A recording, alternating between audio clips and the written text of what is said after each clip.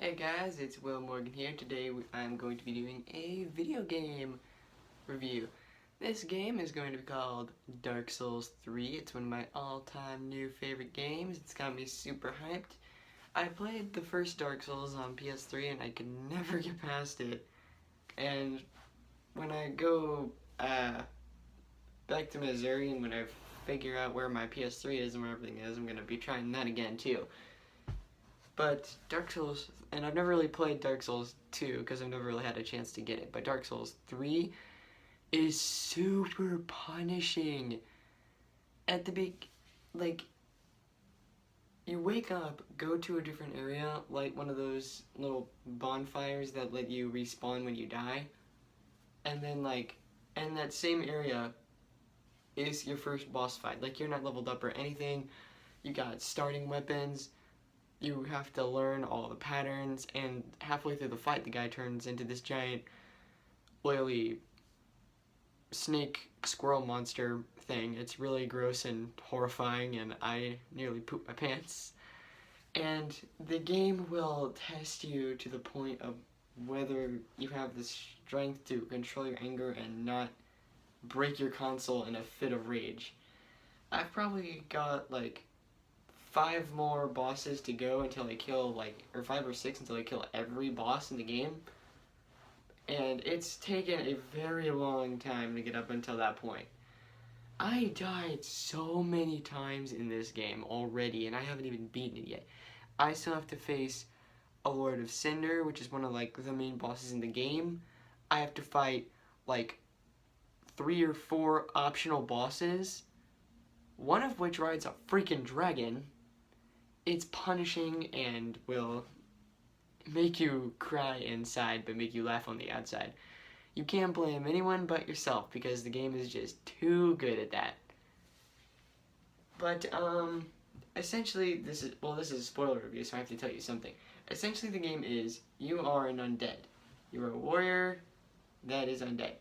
Your goal is to get the Lords of Cinder to return to their thrones so you can link the first flame, which keeps the world in an age of fire. That's pretty much the best explanation you're gonna get, even if you search up Wikipedia.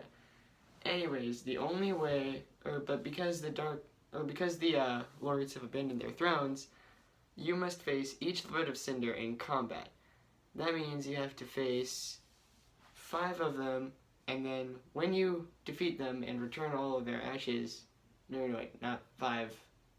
You have to face 4 because one of the Lords is already at the main place called Firelink Shrine, and he lets you have boss weapons. It's very fun. I have a holy sword. Anyways, the only way to get the ashes of the Lords of Cinder is to fight them. So far, I have gotten a giant, a devourer of gods, and the Watchers of the Abyss, and those are some of the most difficult bosses in the entire game. Look up the names of the bosses and ask me in the comments if I've beaten them yet, and I will say yes or no. It's very difficult. I actually want you guys to look those up. Oh my god, I still have to face an old Demon King, the Nameless King and his dragon, Champion Gundyr, which is a worse version of the first boss, the last Lord of Cinder, and then the Soul of Cinder, which is the game's ultimate final boss. And I hear that is the most difficult thing of all time ever. It's very bad. It's awful. I'm in a 3-boss loop. I can face the dragon guy, Prince Lothric, which is the last lord, and Champion Gundyr. And I still have to find the old Demon King, and I still have to kill Lothric to be able to fight the last boss. So I'm gonna have to fight Lothric last, which is gonna be the worst ever of all time. Oh my god, this is going to be impossible. I don't know what I'm going to do here. This is more talking about myself than an actual review now that I think about it. Anyways, the main premise is you fight Lords of Cinder, get awesome weapons, and try to die as least as possible, because God knows you're going to be dying a lot in this game. A lot. A whole lot. And if I could probably give some advice at the beginning, choose either warrior or mercenary, or maybe pyromancer, because if you're like me and you try to dodge and then kind of find an opening in their attacks, those are pretty much the best.